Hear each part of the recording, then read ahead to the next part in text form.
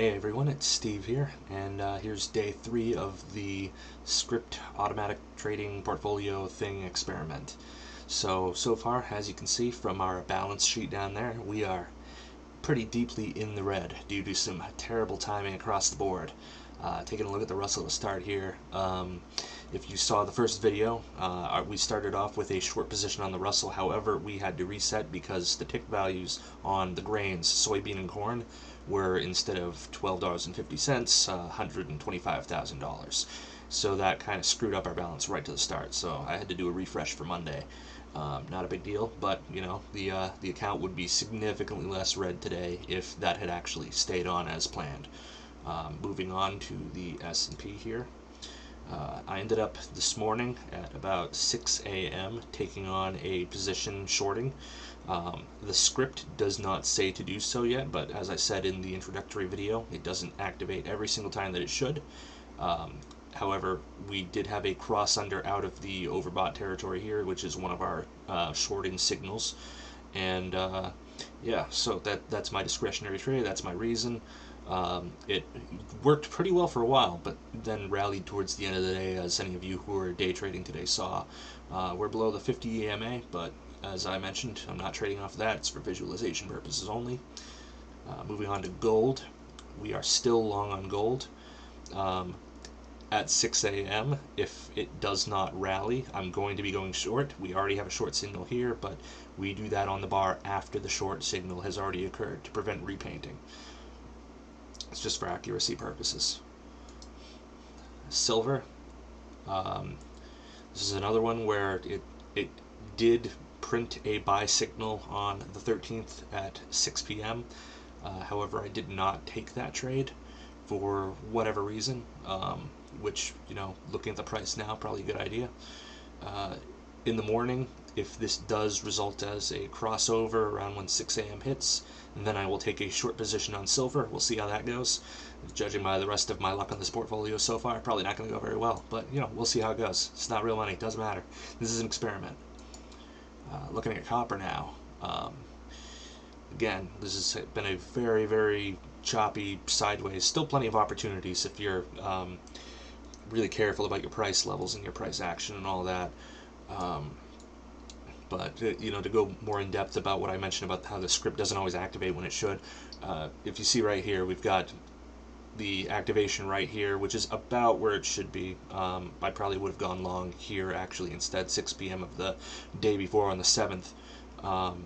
And then you'll notice that it doesn't go short until quite a ways away on November the 16th at 6 p.m., whereas the actual trigger should have been on the 21st at 6 a.m. Significantly higher. Would have provided a pretty solid gain before finally telling it to go long again right here and then getting mixed up in all the chop on all this. It's been a very messy market with the metals, because if any of you have been following copper for the last year or so, it's been a pretty wild ride. Some very, very near, as far as I know, all-time high prices. Moving on to crude oil. Here's another one where we originally did go long back when I started this whole thing because we had printed a long signal right there. Initially that first night worked well, had to reset, probably for the best. When I get up in the morning, looks like there's going to be a short signal, so we'll see how that goes. We saw a pretty wild ride. On my live account, I was actually long all the way up from about $68 all the way to about 80 when I started shorting. I was doing 2 contracts at once. I was long the second closest one, and then I was day trading the closest one. And depending on how busy I was every day, I was doing 2 different strategies for that. If I was actively looking at the market, I was trading off of either 3 or 5 minute charts, depending on how choppy it was, if there was an EIA, whatever. And if I couldn't pay attention a whole lot, I was doing either a 30-minute or a 1 hour and just using an alert system, because that's worked pretty well for me for the most part. There were some super volatile days around up here where the 1 hour wasn't enough, so I've switched down to 30. I experimented with 15 minutes for a little bit, but I kept getting woken up in the middle of the night and it was kind of annoying, so I switched back up to an hour. I didn't really miss out on a whole lot of points on that because it's the overnight hours. There's not really a whole lot going on, and I had a reasonable estimation of where I thought the price was going to go, because even on the 12 hours here, it's adapting pretty rapidly to price. So at worst, you're going to lose maybe 1% or 2, and then make it immediately back as the move keeps going, because it's been pretty big moves ever since the zenith hit up here at around $85 per barrel. Moving on to natural gas. For the last couple days, we've been talking about how it's been bottoming out here, and pretty much more of the same. I mentioned in yesterday's video how if it rallied today, there was probably going to be a long signal. There was no real rally. It was a decent day, but very flat compared to how it has been, like all of these big moves. I wasn't really trading natural gas a whole lot. I try not to day trade it. I usually do macro trades on that, although 2020 and 2021, because of the Texas freeze, was kind of weird compared to usual. In prior years, what I would usually do is start building up a position towards June or so, give or take. Because one of the things that I've noticed is that towards late July, it's usually more or less flat, and then as soon as like the end of July and into early first 2 weeks of August, it starts to really ride up, and then that usually tends to go all the way into September, where it gets really rocky. Sometimes the rally continues on up into like the first week of December at the most, but this year was much weirder than usual. As you can see, August was definitely up, as I usually anticipate it to be. However, it was a lot more flat than usual, at least when you compare it to like the where the price went. This is the first time in the time that I've been trading that I've seen it go all this high. Usually peaks around like 450 or so, give or take. I'm just pulling numbers off the top of my head, to be honest here.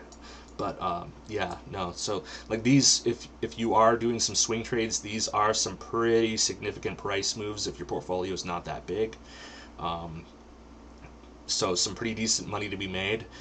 But when you compare it again to going all the way up here to almost $7, well, $6.50, I guess. It's just not all that much. But yeah, no, the script here, leaving it on its own, is not nearly as effective as actively taking part in all the trades. I flat out would not leave natural gas alone. If I'm going to be trading on anything but macro factors, like I mentioned, by doing, treating it like a cyclical commodity, then I'd be paying a whole lot more attention to price action, which is pretty significant here. A lot of people lost and made a ton of money in this area. I was, for the most part, not involved in that. I made 2 or 3 very minor trades, and that was only on the minis, not even NG, so not a whole lot going on there for me.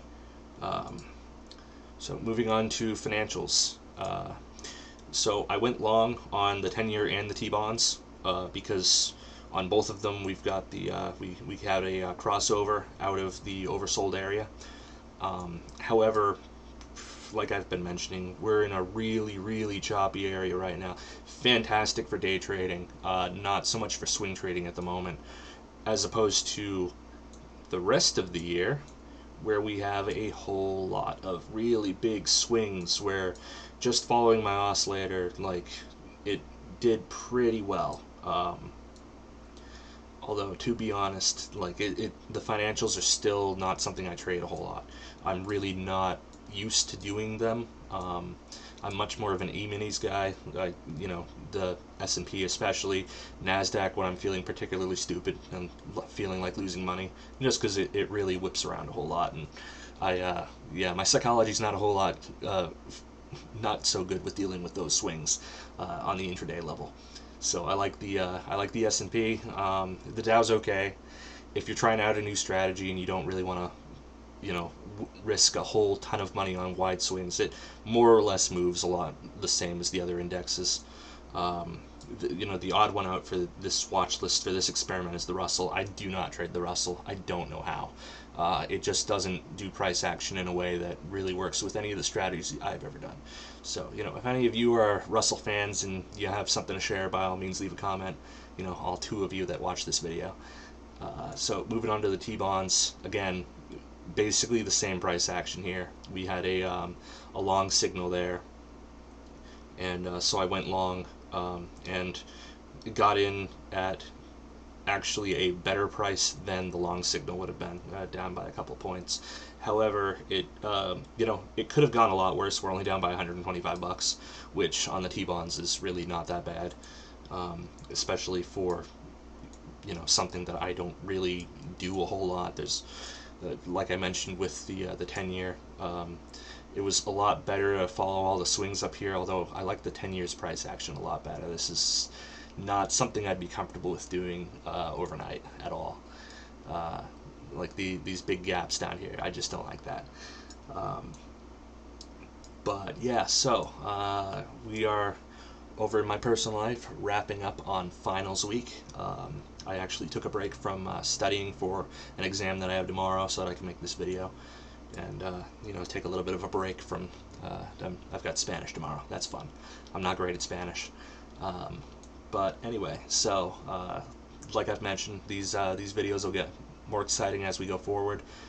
This one already has had a lot more than the first two did as far as analysis goes, because more things have really happened, and now that we're getting an established trend, I can be like, oh yeah, we talked about this yesterday, and all of that. So tomorrow we get the FOMC, and because I have exams, I probably will not be trading that, but I will keep an eye on this for 6 a.m., see if any trades happen, and then at 6 p.m. I will be back home by then, so I'll be able to take a look at the market.